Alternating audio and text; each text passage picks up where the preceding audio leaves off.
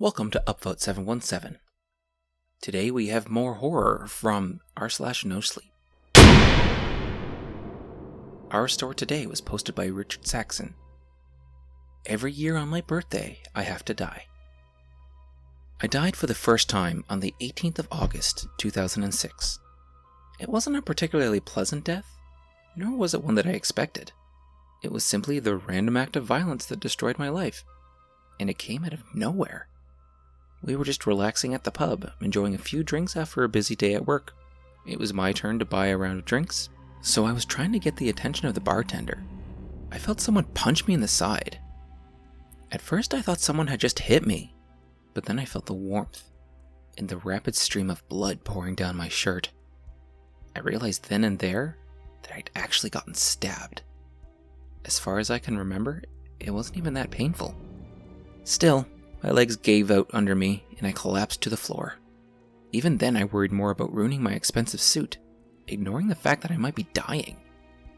Oncoming death is funny like that. Everyone thinks they're the exception, that they'll get out from whatever horrible situation the universe has thrust upon them.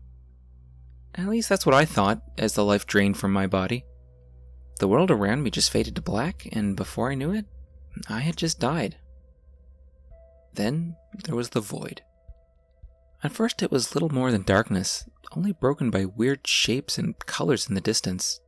As I regained a sense of surroundings, I was dragged towards a new world, one without suffering, pain, or death.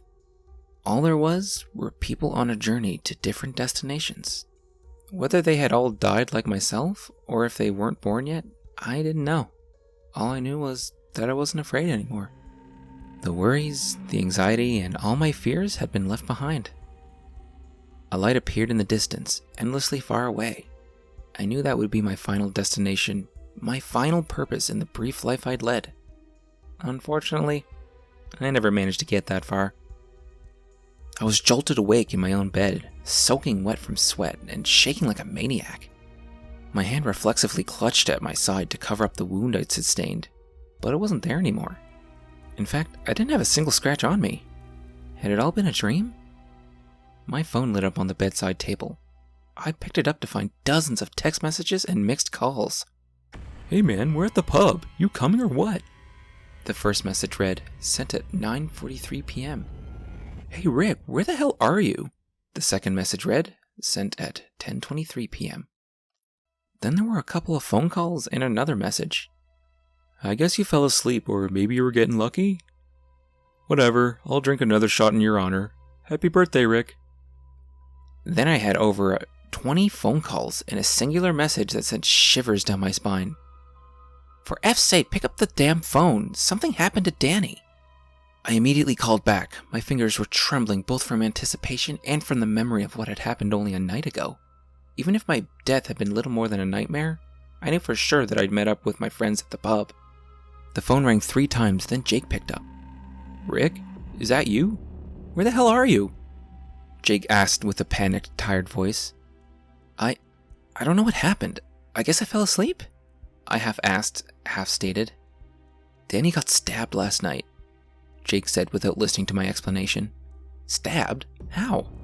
"I don't know, just some nutjob just walked up to him and stabbed him in the side." I almost dropped my phone in shock. Danny had been attacked just like myself in exactly the same place. 1,000 thoughts rushed through my mind, but worry quickly became my main concern. "Is he alright?"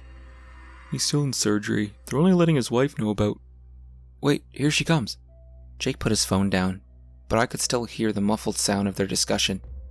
Danny's wife seemed upset, but I couldn't make out the words. "Jake?" I asked. He's dead. Danny's dead." The next few moments turned into a blurry haze of information. We'd all known Danny since we were kids, and now he was just gone. The murderer never even made it out from the pub. Apparently he got shot by one of the patrons, as he tried to attack another guest. Still, I just couldn't shake the feeling that I was supposed to die that night. Regardless of what happened, time marched on without answers. Some of our coworkers quit after Danny's death, trying to hopelessly move on. I didn't blame them. I also needed some distance. I never even told them what I experienced that night. It wouldn't have helped them anyway. A year passed, and I hardly spoke to any of my friends. I started to get some semblance of normalcy in the wake of Danny's death, but that would all come to an end on the 18th of August, 2007. My birthday had arrived yet again, and I had absolutely no intention of celebrating it. Instead, I called in sick to work, bought a bottle of whiskey, and spent the day playing video games. By the time day had given way to night, I'd almost finished the bottle. Even as a rather large guy, the alcohol had hit me hard.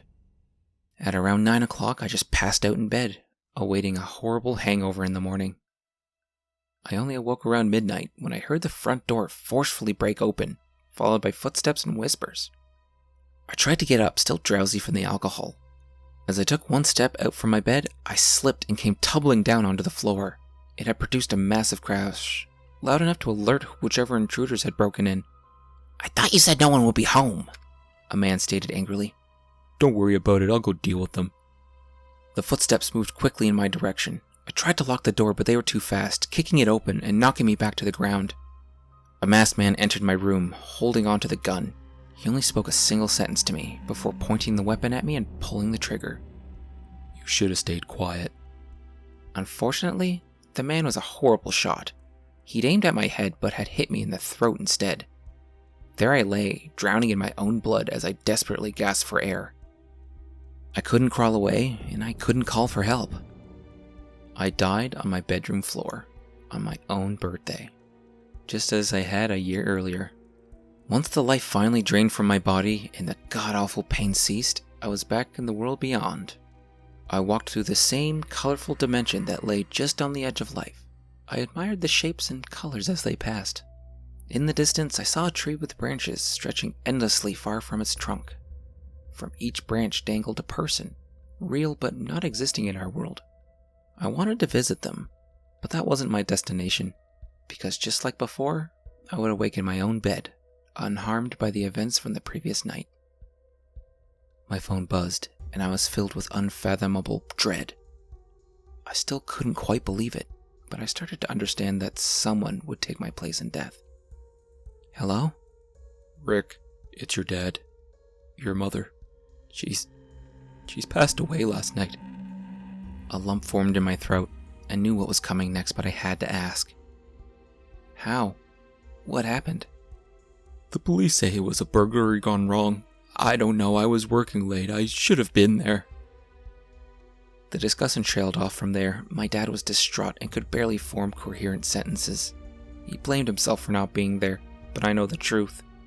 It was my fault. During the next 2 months, he fell into deep depression. I couldn't blame him. He just lost the love of his life. I moved in with him just to help him pick up the pieces. He'd put on a strong face, trying his best to keep the ship afloat, but I could tell how close he was to just breaking down. "If only I'd been there." "It wasn't your fault, Dad. Had you been there, you might be gone too." "You don't know that." But I did know, because the burglars weren't ever supposed to visit my parents' house. They were supposed to kill me. I had to come clean. I had to let him know the truth, but how could I? Half a year passed and the secret ate at me. After everything that had happened, I still didn't know how to explain it. Still, I decided it was my time to share my curse. "Dad, can we talk?" "Yeah, what's going on?" he asked with a worried expression on his face. He knew me well, and he could tell a heavy burden was weighing me down. I started by telling him about my first death, down to the smallest detail. Of course, it matched everything that people had witnessed in the pub that night, even the location of the stab wound. I told him Danny had taken my place in death, and that I had felt guilty. Naturally, he was skeptical at first, but then I told him about my mother. I didn't spare him any details. I told him where I'd gotten shot, that the door had been broken down, and that there were 2 robbers. Every detail matched perfectly down to the letter. "I'm so sorry, Dad. It was my fault. I killed her." He just sat there in silence, processing what I just told him. "It wasn't your fault." I was confused. There wasn't a single ounce of anger in his words, only overwhelming empathy. "How can you say that? She didn't have to die." He mulled over his next words carefully before speaking. "You didn't do anything wrong, Rick. You just went about your life and these things happened to you. I don't know why you've been brought back or even how, but you're not to blame for what is done to you. So you believe me? I asked. He nodded and embraced me in a hug. Suddenly I wasn't alone in the world anymore. Someone knew what was happening to me. What if it happens again? Then we'll get through it together. He stood by those words, even as my next birthday rolled around. That death was more tame. I just slipped in the shower and broke my neck. The last thought that went through my head as I left the world for a third time was, how effing cliche. Once again, I awoke in my bed. I called out for Dad, making sure he was still alive, horrified that he might have taken my place. I couldn't even breathe until he came rushing to my side, asking what had happened. I broke my neck, but I'm fine, I think. It took a while before I figured out who had even taken my place that time. But once I heard that my boss had died, something broke inside me. He was the kindest man I'd ever met, and just like myself, he'd slipped and broken his neck. That was the final straw. It wasn't some bizarre coincidence that I could brush off, nor a premonition. I decided then and there that I couldn't live with the responsibility. I had to put a stop to it, even if it meant giving up on my own life. I figured that if I took control over my own fate and killed myself outside of my own birthday, maybe I could prevent more people from dying. First, I left behind a long letter to my father, explaining why I'd chosen to leave. I couldn't face him in person. I knew he'd just try to talk me out of it. But it was something I had to do. I couldn't allow any more people to die on my behalf. Alas, fate is a fickle beach. No matter how hard I tried, I just couldn't end my own life. I tried hanging, but the rope broke. Then I tried to shoot myself, but the gun jammed. When that failed, I tried to drive myself into a tree, but I somehow survived that as well. Any attempt was met with failure. All I could do was wait for my next birthday and let someone die in my place. No matter how many times I tried, I couldn't die. I was a slave to destiny, and it was destroying me. In 2009, I was hit by a drunk driver, and my girlfriend took my place. In 2010, I drowned, and my kind neighbor had to go through that death. In 2011, I died from a brain aneurysm, which ended up killing my aunt, and so on and so on. Each year I'd die, and a person close to me would take my place. I kept trying to find a way out, but fate wouldn't have it. Years went by, and on the 18th of August 2019, I would die for the 14th time. I'd already fallen sick a week earlier, much to the doctor's confusion. According to each and every laboratory value, I was fine, yet I kept getting sicker. My father and I both knew my time was near, but we also knew I'd be forcefully brought back. Then, at midnight on my birthday, my heart just gave out. I was jolted awake in my own bed, and the sickness was little more than a distant memory. "Dad?" I called out. No response. I got out of bed and called his name again. I was met with silence. I didn't have to call out a third time. I already knew what had happened. I carefully walked into his room, horrified at what I knew would come. He was dead. Just gone from a heart attack. He'd taken my place, and I could do nothing to save him. The funeral came and went in a blur. The only noticeable thing was the missing seats from the people who had passed before him. Some of them had lived their own lives and died as nature intended, but a number of them were supposed to live on. Instead, they'd just taken my place in death. I inherited a number of things from my father. Among them, I found a letter addressed to me. It looked rather worn, so I could tell he'd written it a long time ago. "Dear Richard, today is your birthday, and it has officially been a year since your mother passed. While I miss her greatly, I'm thankful still to have you around. I know that if she was given the choice, she would want you to live. I feel the same way. We both know that I might one day take your place in death. Never doubt that I would happily give my life if it means that you may live. You didn't choose this curse, so never blame yourself. Just do what every person is supposed to. Appreciate the people around you, because you never know which day might be their last. I love you, Dad." Since I read that letter, I've been looking for a way out. My father might want me to stay behind, but how can I live on knowing that I'm taking someone's place? I've long since left town, living by myself in a cabin somewhere away from people. Hopefully, if I have no one left that cares for me, people will stop dying.